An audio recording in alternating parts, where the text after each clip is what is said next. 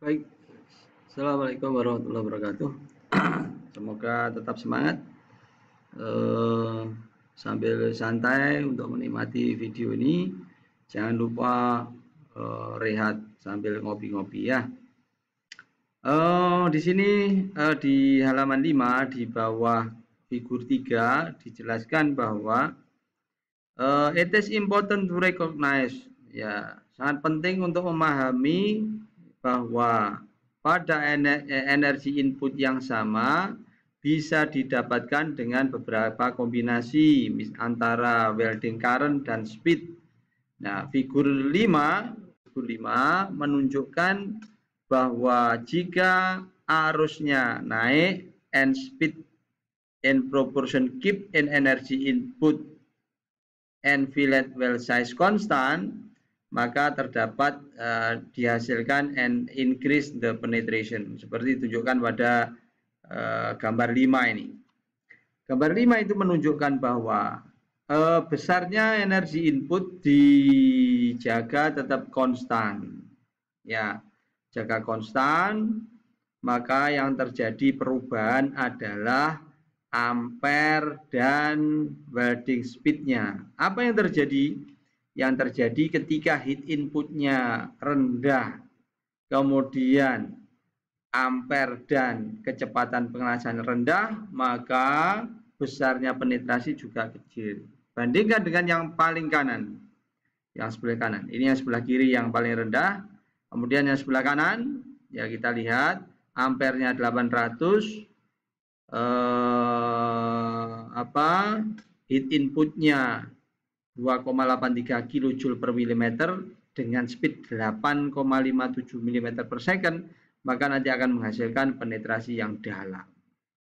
Ya, jadi perbedaan kecepatan dan ampere itu akan mempengaruhi besarnya kedalaman penetrasinya. Dilanjut, ya, untuk manual welding teknik, ya, the technique will influence the energy input. Ya, teknik itu, ya tekniknya baik stringer bit. Stringer bit itu artinya kita menarik saja tanpa melakukan weaving. Depositing stringer bit using small diameter electrode, jadi melakukan proses deposit dengan teknik stringer bit untuk elektrode yang diameternya kecil, involve a low energy input, ya menghasilkan nanti low energy input, sehingga whereas a weaving technique result in higher energy input, ya sehingga nanti kalau kita lakukan teknik yang lain dari teknik weaving pasti akan menghasilkan energi input yang besar.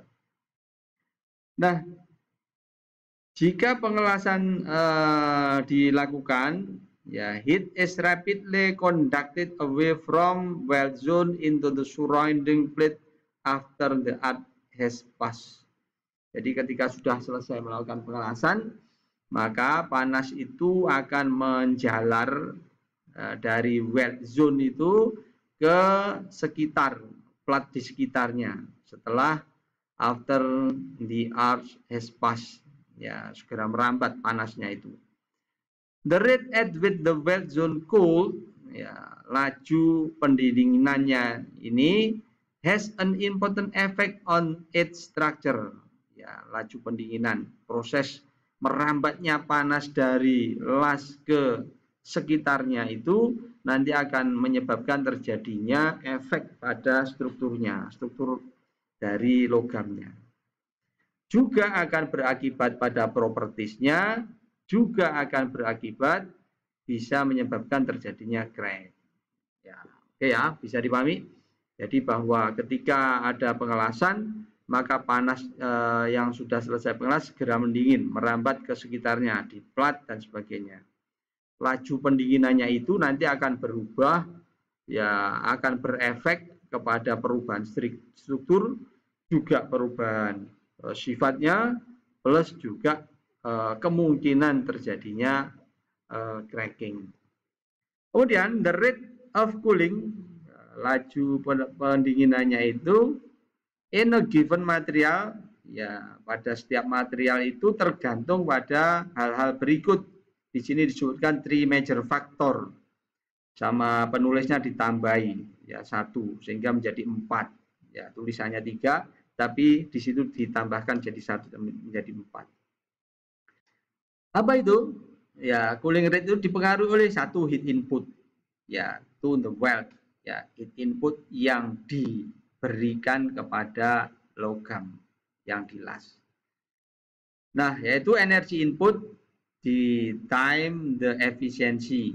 Ya, ingat, ini aktual heat input, berarti harus dikalikan efisiensinya. Efisiensi bisa dilihat di tabel berapa? Di tabel 1 ya. Kemudian tebal dari plat, the plate thickness.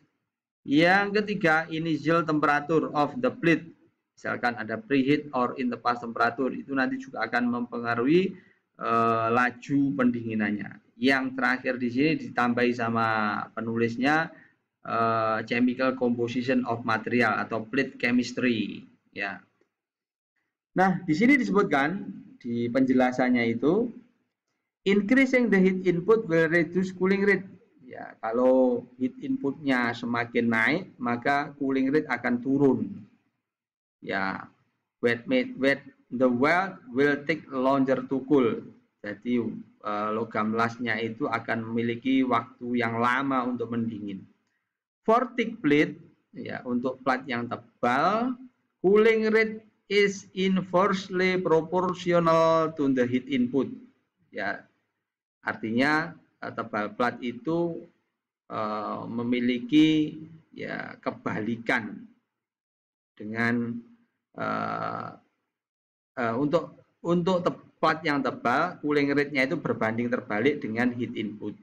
Jadi kalau platnya tebal, maka cooling rate-nya akan semakin lambat jika heat inputnya besar. Ya, for example, doubling heat input will have the cooling rate. Ya, untuk heat input yang didua kalikan, maka nanti lajunya akan berkurang ya menjadi half cooling rate. On thin plate, untuk plat yang tipis, cooling rate is more sensitive to heat input. Jadi untuk plat yang tipis, maka laju pendingin itu sangat sensitif terhadap heat input. Doubling heat input will reduce the cooling rate for time. Jadi kalau di panasnya di 2 kali lipatkan, maka cooling rate-nya akan berkurang menjadi 4 kalinya, semakin lambat. Ya. Jadi intinya bahwa kenaikan heat input itu akan mengurangi cooling rate. Sebenarnya kalau platnya tebal, maka cooling rate akan menjadi cepat.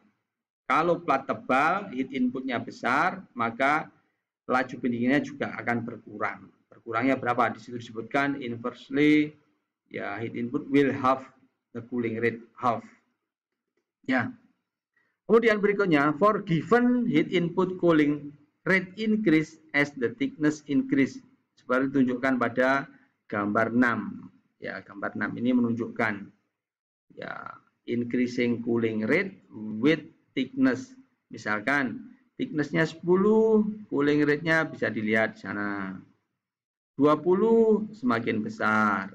Ya, artinya kalau tebalnya semakin besar, laju pendinginannya juga semakin besar. Ya.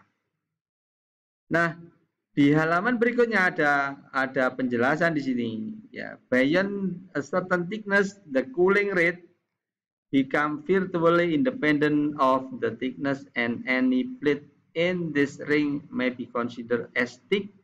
For example, ya contoh.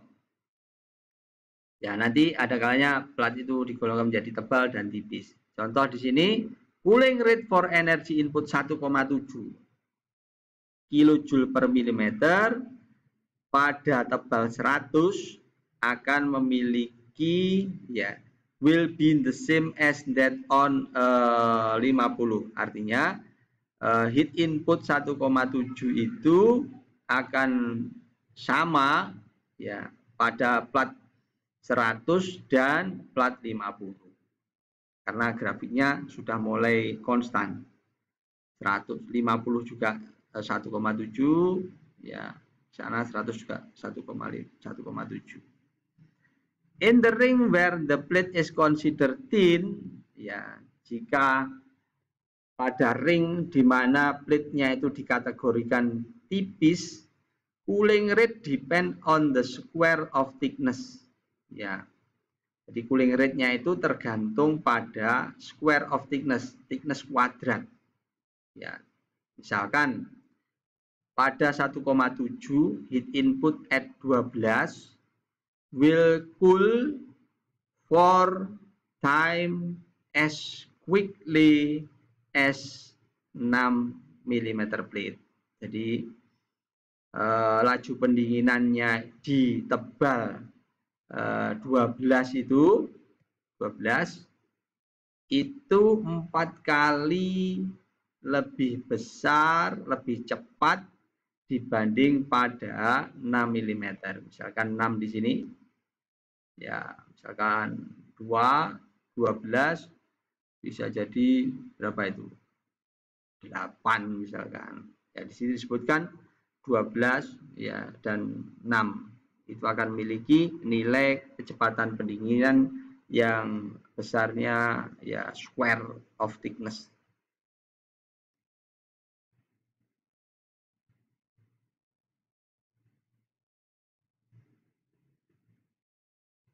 Kemudian, the relationship among heat input thickness and cooling rate can be expressed graphically, making it far easier to estimate cooling rate.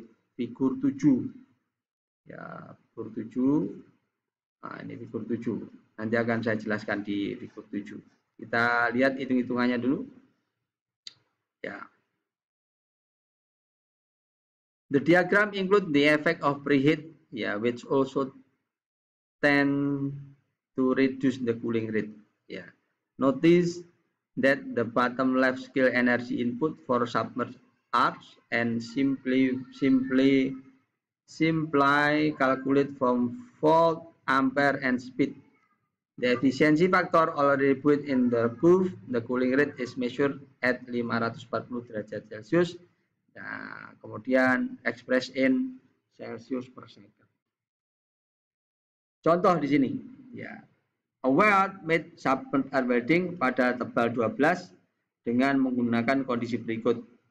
Arusnya misalkan, arus kan disebutkan 350, voltnya 29, speednya 508 mm per menit, ya preheatnya ya initial plate temperatur 20 derajat Celcius. Sehingga kita dapatkan hasil perhitungannya adalah 1,2 kJ per milimeter. Kemudian kita masukkan di kurva dalam figur 7 tadi. Pada 1,2 Joule and go up 12 mm line. Then go across to right hand intersect 20. Sehingga kita dapatkan laju pendinginannya sebesar 16 derajat Celcius per second. Contoh di sini. Ya, kita sudah dapatkan harga Joule-nya tadi dihitung 1,2. Pada tebal 12, kemudian kita tarik pada ini adalah temperatur preheatingnya 20. Nah, setelah cross sectionnya kita tarik ke kiri, maka kita dapatkan sekitar pada laju pendinginan berapa itu? Ya bisa 16 derajat Celcius per second. Ya, cooling rate at 540 derajat Celcius sebesar 16 derajat Celcius per second. Ya, itu contoh yang bisa kita baca di tadi. Ya, terima kasih atas perhatiannya. Kurang lebih mohon maaf. Assalamualaikum warahmatullahi wabarakatuh. Semoga tetap semangat untuk selalu melihat channel YouTube-nya supaya ada informasi berkaitan dengan proses pembelajaran online kita. Ya, insya Allah nanti akan saya share filenya ini. Di belakang ada latihannya, coba dilatih untuk menjawab. Ya, kemudian dicocokkan dengan jawabannya. Ya, terima kasih. Assalamualaikum warahmatullahi wabarakatuh.